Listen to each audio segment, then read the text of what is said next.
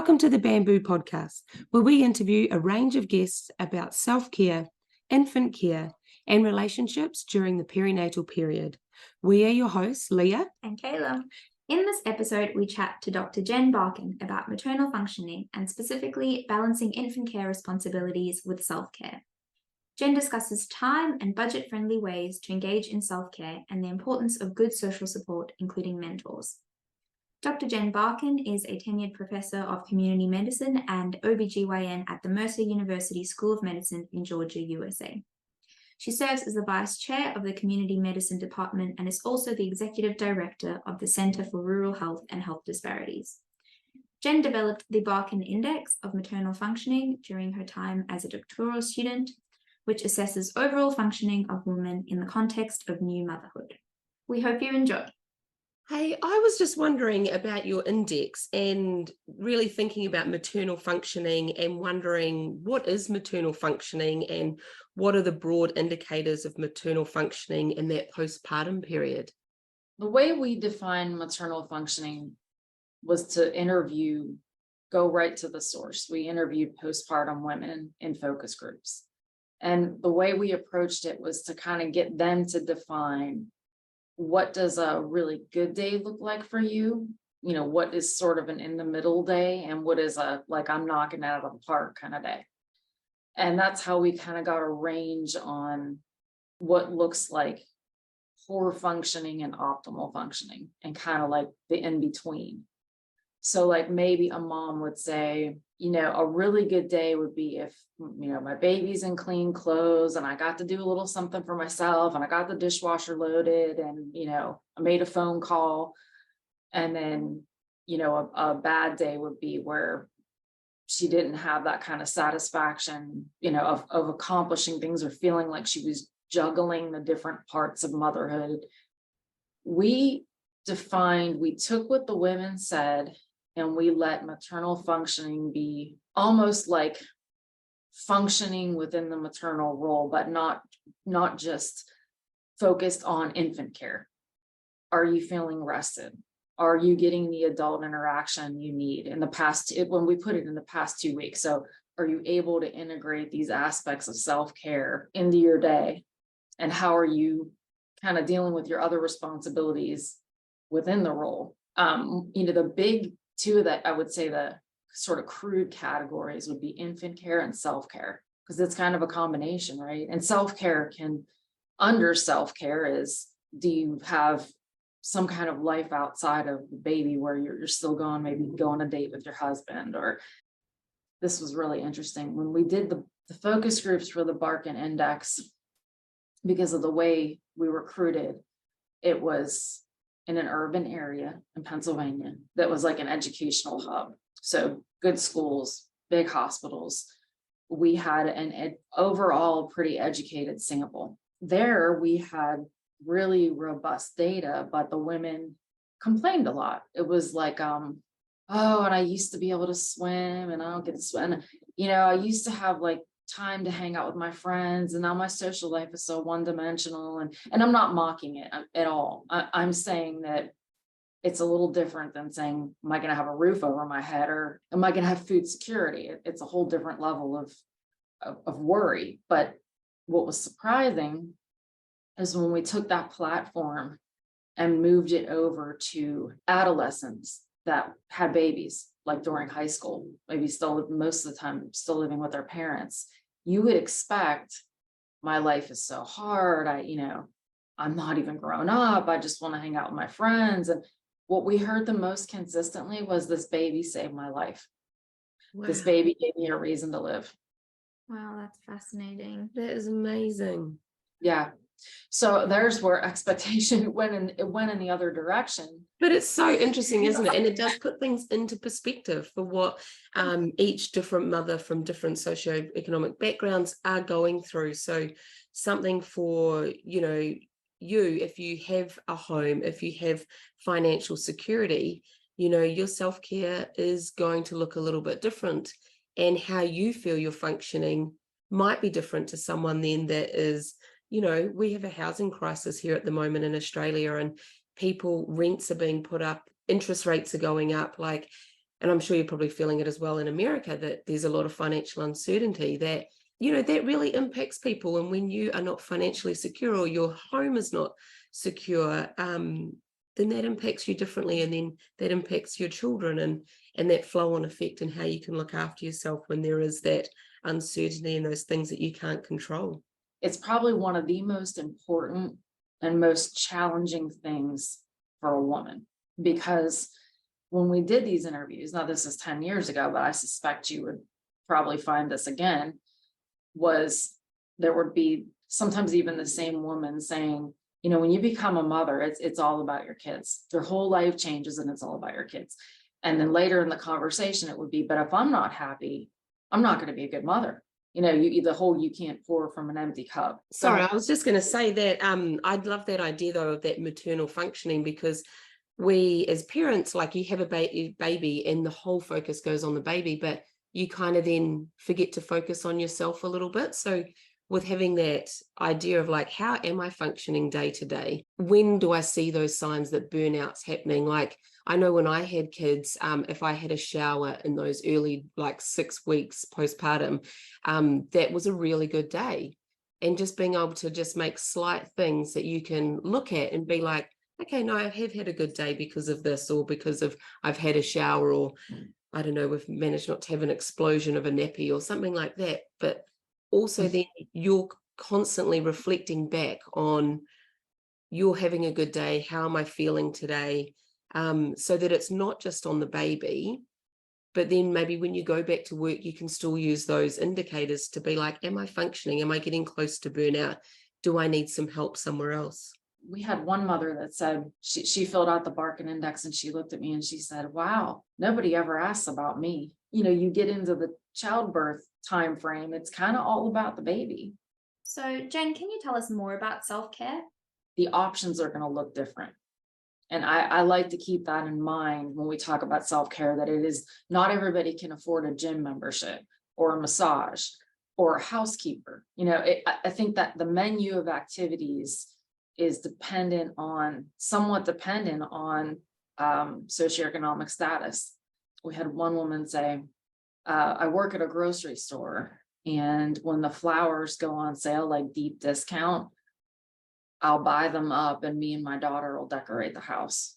So it's low cost, something she can access during work, and you don't need a babysitter to do that.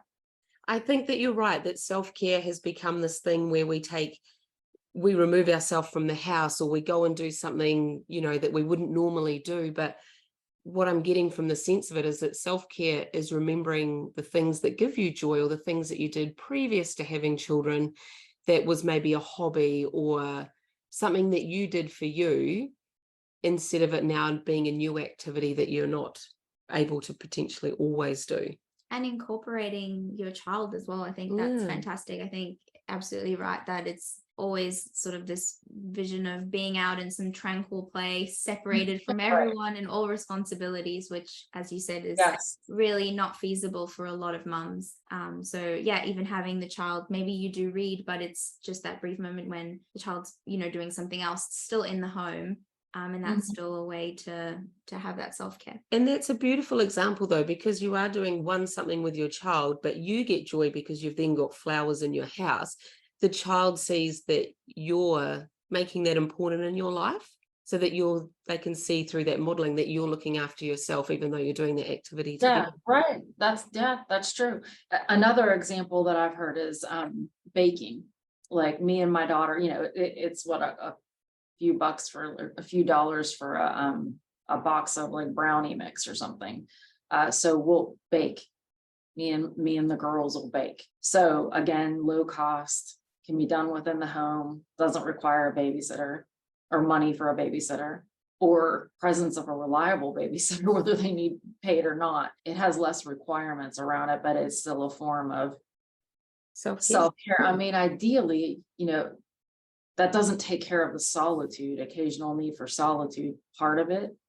And another thing that I've heard, and it makes a lot of sense, that if your commute is a little bit longer, you can decompress on the way home from work. Often we think about putting these big chunks of time aside for a very specific activity, but being really deliberate about, this is a car ride home. I'm not going to plan what needs to be done this evening, what the kids need for the weekend. This is my time. I'm going to listen to a podcast or some kind of meditation or just music that I enjoy. And this is my 20-minute block, and kind of changing the perspective on what self-care can look like in this new role as a parent relative to maybe it was a 3-hour hike on the weekend previously, but really deliberately checking. And I really love that. Yeah, I think too that it's really hard, and this isn't just in motherhood, I think in general, when you're feeling overwhelmed, to not feel like you should be working every minute of the day to get the anxiety to stop because you feel like you're not attacking your to-do list. But what I have found, like today by 2:30, I had been at my desk since I got here, nonstop meetings and answering emails and making decisions and thinking through things, and that I just wasn't like thinking clearly anymore. And it's really hard when you feel like the to-do list is growing to stop and say, you know what, I'm going to be more efficient and faster if I just pull back right now, let myself unplug, completely go blank, like you said, listen to music. And then often when I pick it back up, I mean, I have the answer. I wasn't actively working on the answer, but then I have it because I've let myself just kind of go blank and let go of it. And that is really hard to do. I mean, even when that's what you need to do, it's hard to do because the instinct is when you have that much to do to never stop. You have to everything can't be perfect for you to take a break. Like the house can still be a mess and you might still need a break. I think too, the more stressed you are, if you are consumed with how to make ends meet, your higher level needs may not be getting met because you're surviving. You're getting through the day. So that's another barrier, I think, to this kind of thoughtful process of, I'm feeling really burned out. I need some self-care. What can I do today that's constructive? That's maybe not happening in that order or at all because you're pressed, you're getting through the day. And so I think that's another, unfortunately, a barrier. Now, it's the same thing as anything else where there's stress and strain, there's also often resilience, right? So sometimes going through those things and coming out the other end is what helps you figure out coping skills and that you can survive and you're tested and you've gotten through it. And I don't know if this is kind of an international term or not, but I don't know if you guys heard like the term invisible labor of motherhood. Oh, I think like we call it like the mental load. Yeah, I guess that would kind of be the same. It's not real recognized, but it's there, right? I'm almost always planning. What does tomorrow look like? Do they have their water bottles for camp? Do they have their clothes for soccer? If we're going on a trip, it's planning. And my husband's great and he's great with the kids and he helps out in a million ways. But the planning often kind of falls on the mom. And that's something that we hear over and over in interviews is I feel like I'm the CEO of the household. Absolutely. So do we have tips? I'm like, how do we manage that?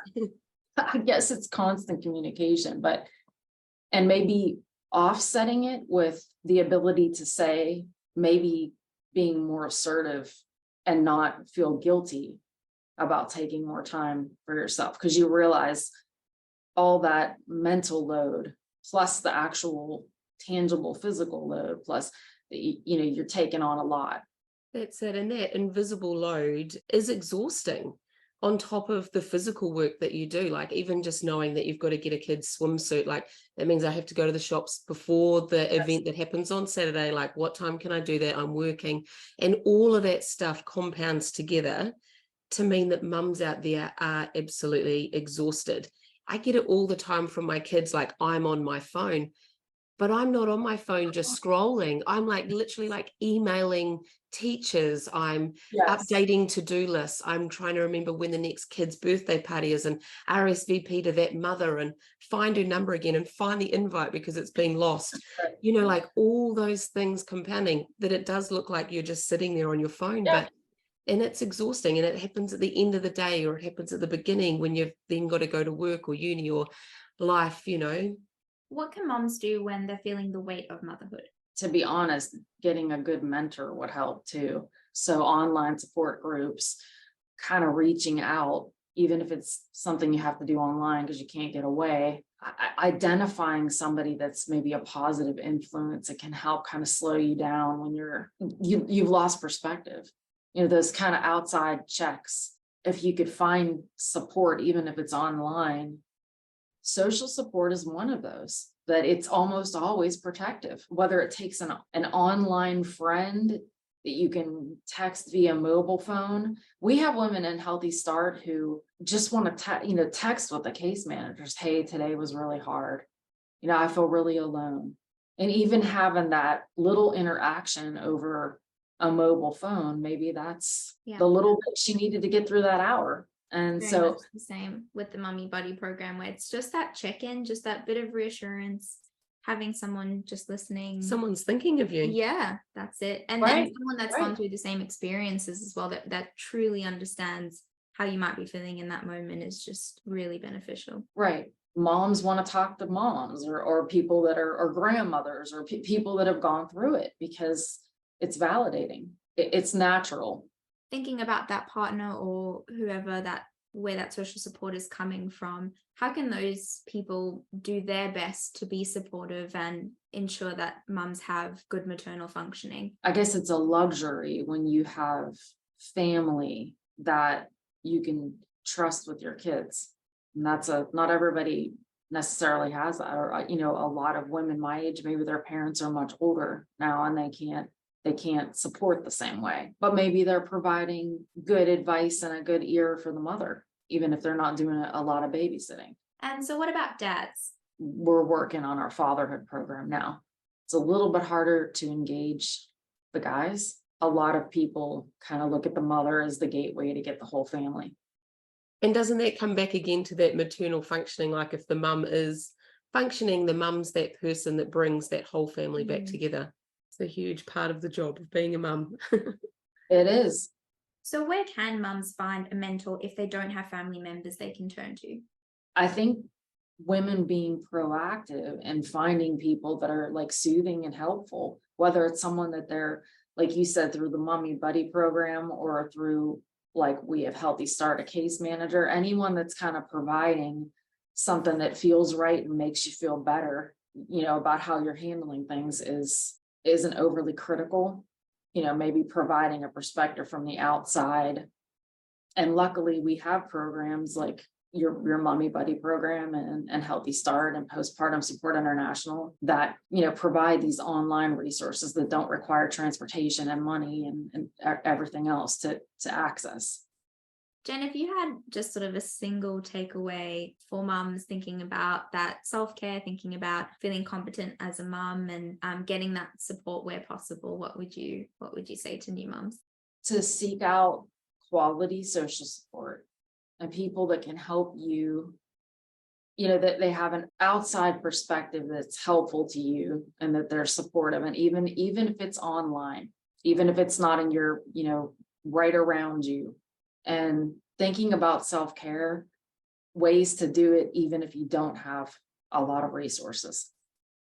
Yeah, I'll definitely really link good. back to that, the sort of marked down flowers and putting that around the house and making bouquets with the child. It's a really, really great Or great even just story. cooking with the child. Like I Yeah. love those examples that it's, not resource intensive, but it's things that people can do that bring them joy and give them that 5-10 minutes where you read a book, and it doesn't need to be hours away from the family. But if you can have hours away, that's fantastic. But if you physically can't and you're a single mum and you just take 5 minutes to do some breath work or 5 minutes to read a book or to have a bath or to have a shower, something along those lines, it's just something that's for you. Thank you so much. It's just been such an amazing talk. Yeah, the one last thing I would say, I guess, is what we talked about. You mentioned the meditation. That's free. You can do if you learn to do that and it's something that worked for you, like it works for me. Maybe training more people to do that, to expose our mothers to a variety of techniques. Maybe one of them works And if it's free and they can do it from the convenience of their own home, And I love that you've said to learn it, that it's not going to be this instantaneous thing where you listen to a meditation and you're immediately relaxed. It might take some practice. You might have to do it several times, try visualization, get that guidance and really have to put in a bit of effort. But if it does work long term, that could have some really great benefits. Right. And maybe exposing women to more than one. It's not one size fits all. What might work for one person may not work for another. Absolutely. Well, thank you so much again. That was a wonderful. Thank you. We appreciate having you on the podcast. Absolutely. Thank you. And for mums who are listening, if you feel that you would benefit from having an experienced mum support you during this journey, register your interest for the Bamboo Perinatal Peer Support Program using the link in the description. Thank you.